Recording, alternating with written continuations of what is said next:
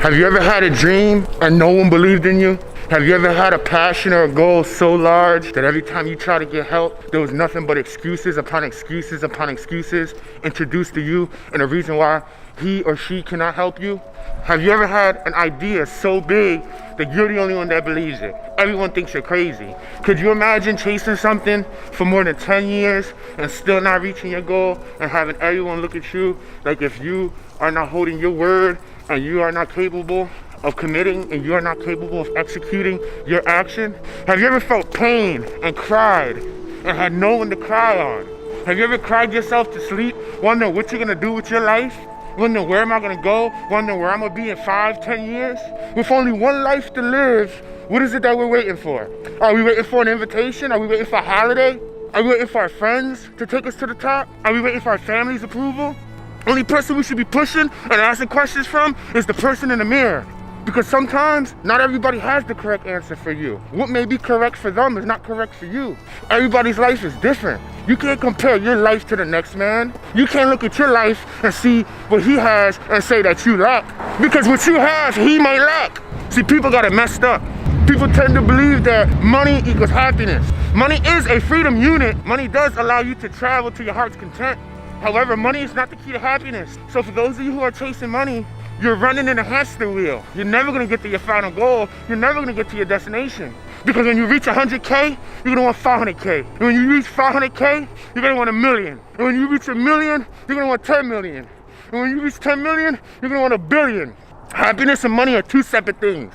You can have money and still not be happy. You can have money and still be a jerk. Money does not define character. So for those of you who think that you're lacking because you lack a piece of paper, think again, my friend. Your billion-dollar ideas up here. What we were given up here, no one else was given. You were given an idea. I was given an idea. He and she was given an idea. Whether we use them or not, it's up to us. When you get to the grave, there's gonna be the other version of you saying, why did you wait so long? Why did you give up? Why did you believe their opinion? Guess what, people? No one's opinion means anything. The opinion is that of a loser, and that's all it is, it's an opinion. Opinion ain't fact. Oh, people talking about you. Oh, people got your name in their mouth. Oh, people spreading rumors. So, who cares? Guess what, if they spreading rumors about you, you not popping. You got 2 people spreading rumors about you this week. Next week, you want 6 people spreading rumors. Next week, you got 6 people spreading rumors. The following week, I want 12 people spreading rumors. Because guess what? Haters, you're my advertisement. And guess what? Haters will be your best advertisement also. You don't get a better campaign than haters. Ain't no better campaign than haters. They advertise for you for free. They think they know you. They talk about you. They talk of you. Maybe they've had an experience once or twice with you. But that's a hater's job, to advertise. So don't get mad. That's what the universe put them on earth for, motivation. And sometimes that's all you need is a little bit of motivation to get the morning started. With only one life to live, what is gonna separate you from the rest? When you think about it, make sure it's this. Because that's the only thing that separates you from everyone else. It's who you are inside. Stay blessed, y'all. Let's get this day started. Hey, what's Gucci, my ninjas? You already know what it's hitting for. You know what I'm about to do, right? Take a guess. Yeah, I'm about to edit. But before I get into editing, I figured I'd touch base with you guys on what today's vlog is going to look like. I'm going to have to keep it short because I have a business meeting today. And I also have to create a few production packets for upcoming projects. But since I'm going to already be working on a production packet, I'll take advantage of the subject matter and I'll discuss the importance of a production packet. I'll talk about what is a production packet, what should a production packet include, and why you should have one prior to going on a shoot. Vegan snack break. Have you ever wanted a cookie that was still chocolatey, still crunchy, still tasty, with no animal products? Well, guess what, guys? These Johns be popping. Feels like I'm unboxing Oreos. This week on The Box, we have some Oreos. Let's taste this bad boy.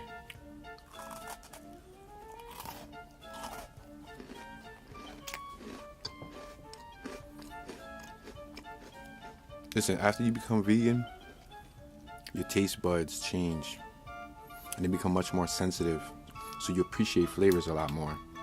And let me tell you how this cookie all by itself is life right now. Hey yo, so check this out. I'm here working on a production packet. I actually have a few production packets to work on this week. I would like to give you guys a little quick brief synopsis on the importance of a production packet and what is a production packet.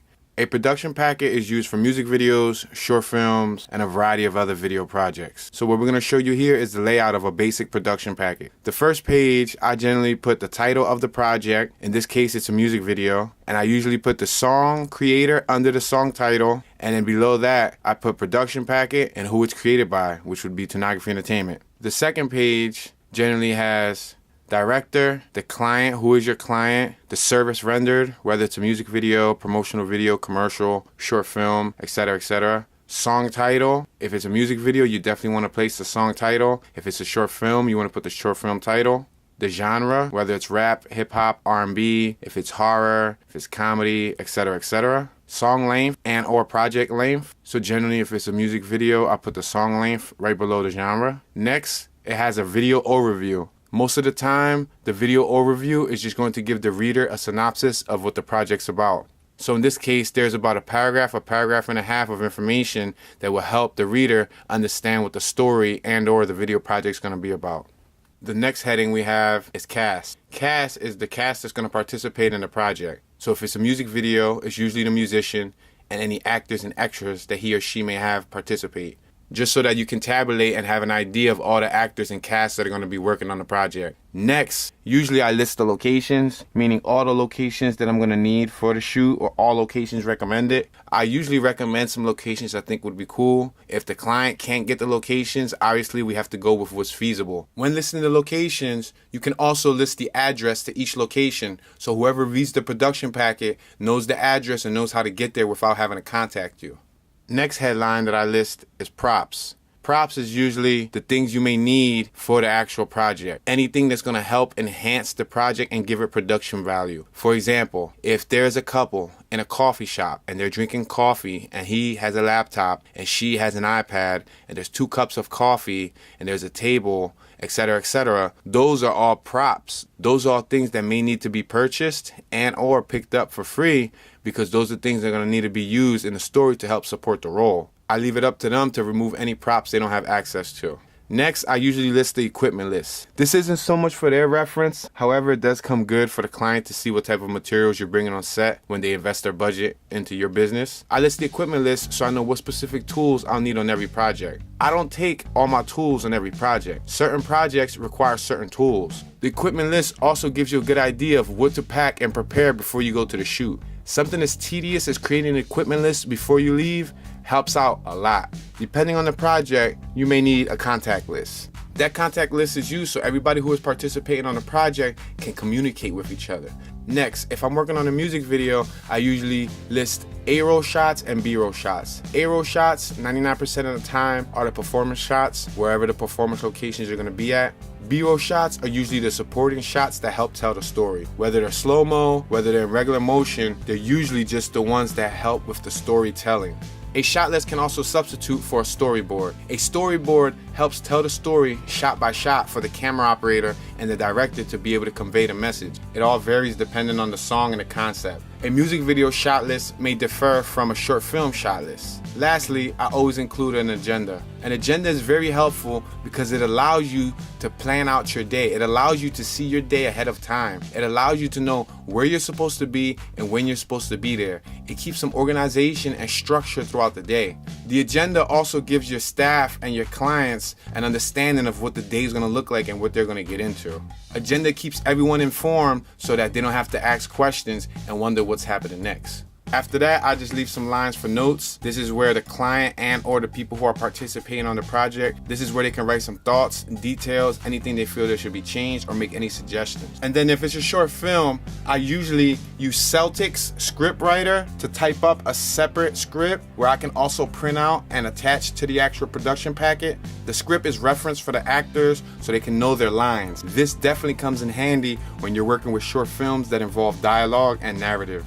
So this production packet right here is roughly 7 pages long, 1,671 words. The music video production packets come in handy when communicating the idea with the client. That makes sure that you and the client have a clear communication and understanding of the idea that is supposed to be executed.